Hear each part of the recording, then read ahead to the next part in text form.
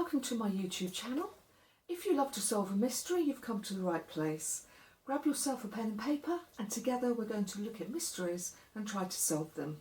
My name is Beth MacIntosh. I'm a physical medium in the same way that physical media transmits data in data communications.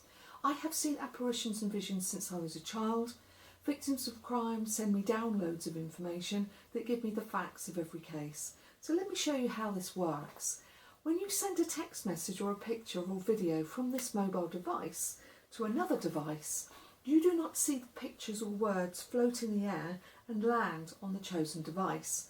Instead, you take for granted that the images and words magically appear from one device to the other. In reality, electromagnetic energy is used to transmit your message via satellite and then arrive at its destination. It's the same with mediumship. I can see the data better if I wear a blindfold, similar to a virtual reality mask. It is science that allows me to see into the past and into the future, not hocus pocus.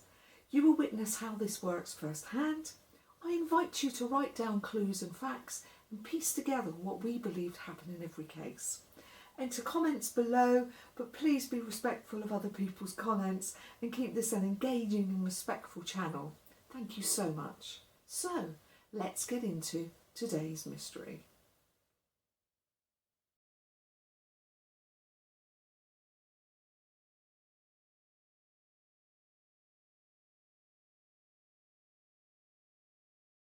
So this is the ghost ship of the Christmas tree ship called the Rouse Simmons. This is a beautiful story of the ghost ship that touches the hearts of all children and parents alike around the world. So on researching the story, I was deeply moved by the dedication and commitment shown by one particular family, the Schoonermans, who wanted to deliver our most favourite symbol of Christmas celebrations, the Christmas tree. So your first question to write down is, did the ghost ship really appear? This is our mystery. Assuming you believe in ghost ships, your next question to write down is, why did the ghost ship appear? Why do ghost ships appear generally? So when you're ready to move on, press pause if you need more time. Okay, so what happened?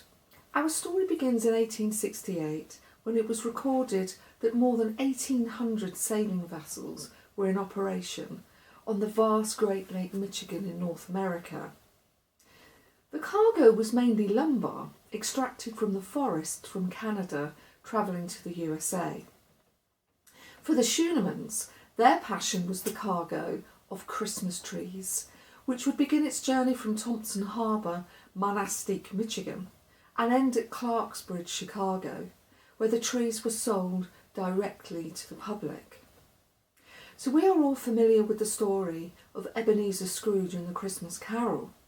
Ebenezer despised charity, stating that the poor should be confined to workhouses and prisons. Herman Schoonerman was the exact opposite of Ebenezer Scrooge. Herman was a philanthropist and believed in sharing the spoils of his cargo. Did you know that for those families in need and poverty, Herman gave away Christmas trees, ensuring the less fortunate children would have a very merry and very special Christmas? For this reason, a nickname was created for him. He became known as Captain Santa, and this was in reverence and gratitude to his generosity. So this is what makes the story of the Christmas tree ghost ship so endearing. So what happened?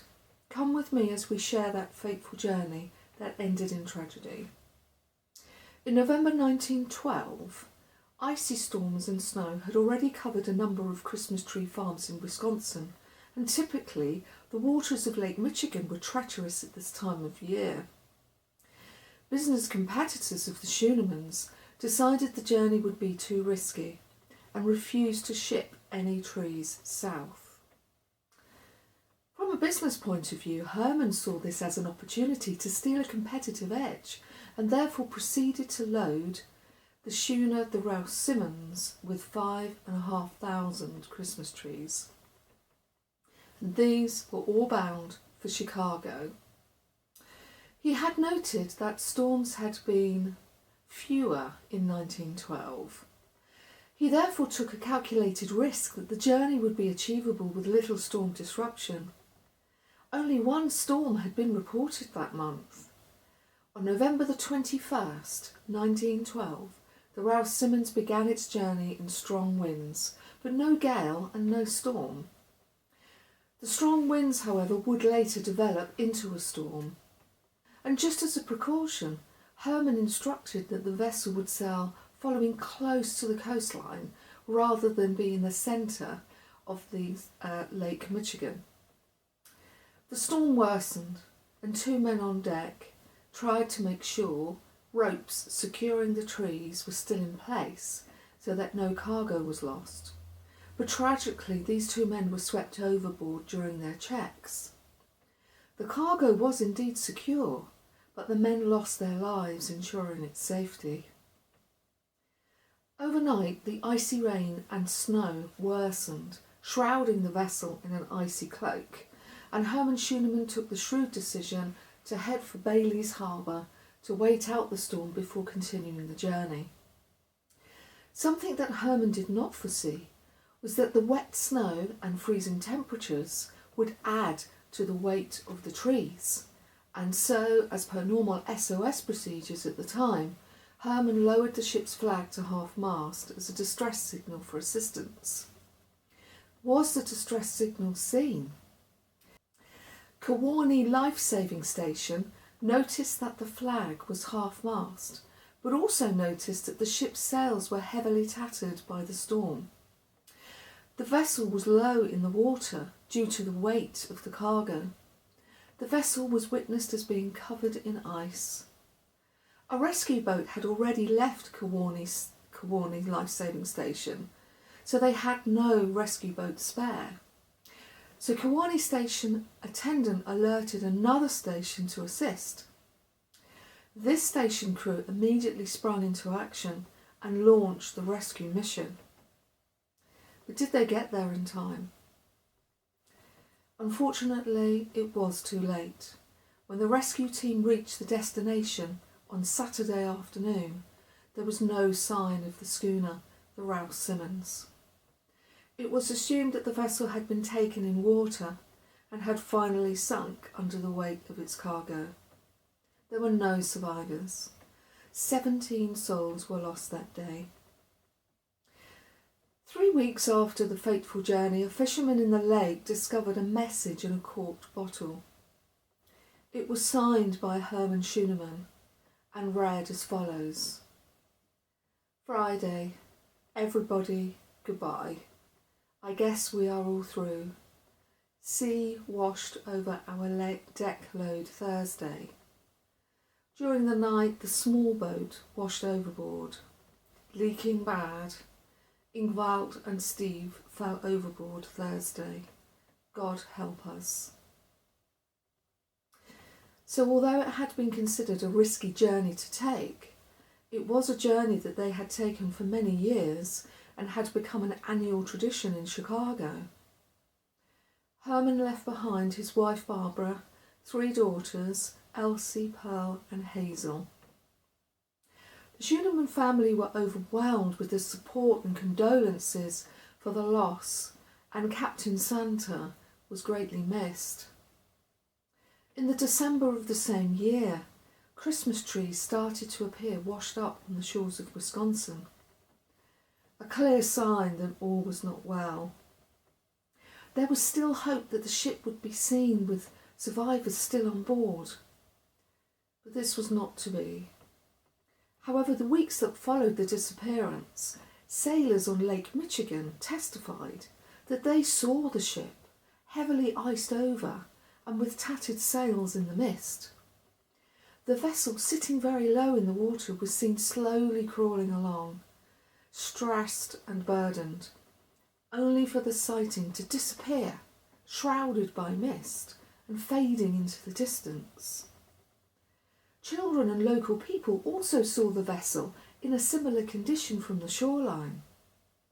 An author, Joyce Phippen, wrote the book The Historic Christmas Tree Ship, and during her research testified that she had also seen the ghost ship twice, once at dusk and the other time during the night. It would be shrouded in a mist, covered in ice, and matched previous accounts. But she vows that the vessel appeared to her above the waterline as if it was floating in air. As her home was based near the shoreline of Lake Michigan, she certainly frequented a prime location where these eerie sightings could be encountered. Residents of Two Rivers affirmed that the typical sightings would be on Christmas Eve or Christmas Day morning, and on occasion on the anniversary date itself of the loss, November 23rd. Not only did the phantom ship appear, but a bell would toll and a figure could be seen on board carrying a lantern, which was believed to be the ghost of Herman Schooneman. Apparently the ship would appear for some time and then disappear into the dark of night.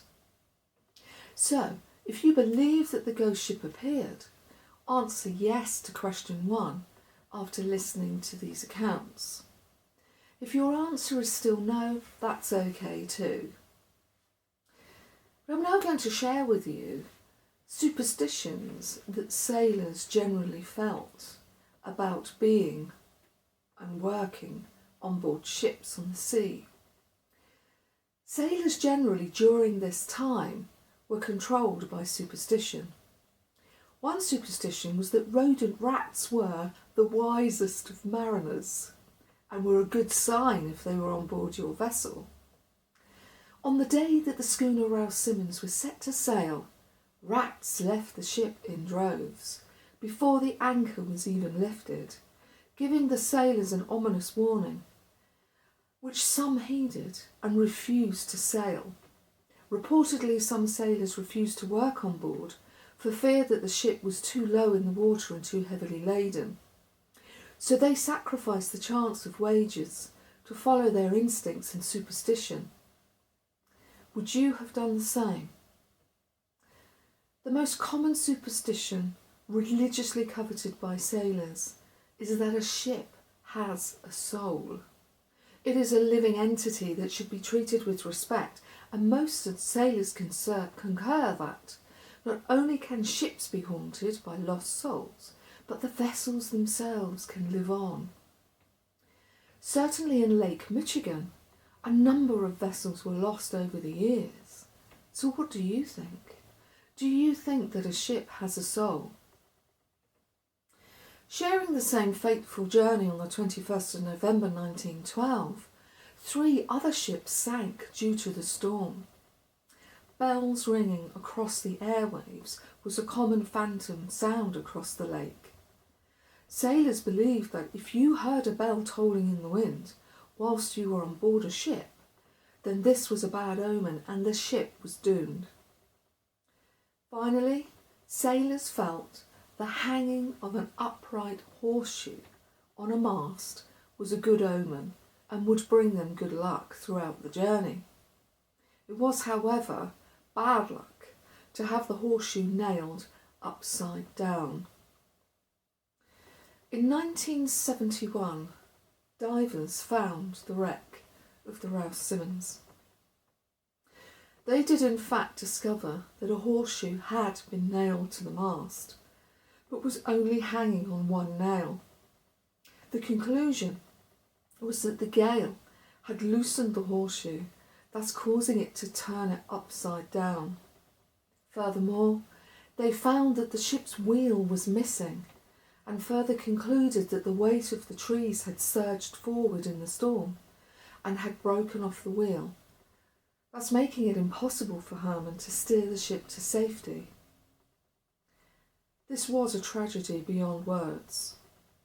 So if the Rouse Simmons did reappear as a ghost ship, assuming that it had, why had it appeared? So in vision, I asked if the phantom reappearance of the Rouse Simmons was true. Why did the ship appear to both sailors and locals alike? In vision, this is what I was shown.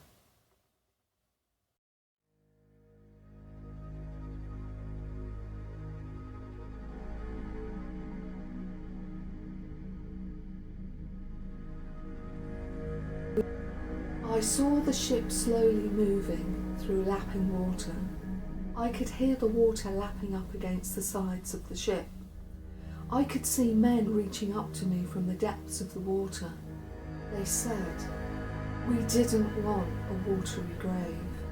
We wanted to be found for our families to have a proper goodbye." I saw Herman Schooneman on board of the ship holding the lantern. He turned to me and he had a message for me to share with the world. Money isn't everything. Families are everything. He was grateful for the annual commemoration and the continued giving of Christmas trees by the Naval Coast Guard USCGC Mackinac. In his gratitude, he said to me, "I cannot think of a better legacy of my life. Thank you." So the ghost ship did appear after all. The locals were telling the truth. And now we know why the ship appeared. But the story does not end here. In commemoration and in honour of the dead, the US Coast Guard delivers around 1,200 Christmas trees every year to Chicago in recognition of Captain Santa's good work. They quote, "The Mackinac does this to honour the Rouse Simmons, a three-masted schooner which tragically sank in 1912 while sailing to Chicago to deliver Christmas trees. We are honoured to carry on this Christmas tradition and spread holiday cheer," the crew said in a recent social media post November 2022. So guys, in conclusion, when you put up your Christmas tree each year, remember that there are those who give these trees to the poor for free, following an amazing example of love, kindness and charity from the wonderful Herman Schooneman, affectionately known as Captain Santa. And on that note, I will wish you all Merry Christmas, everybody. Thank you.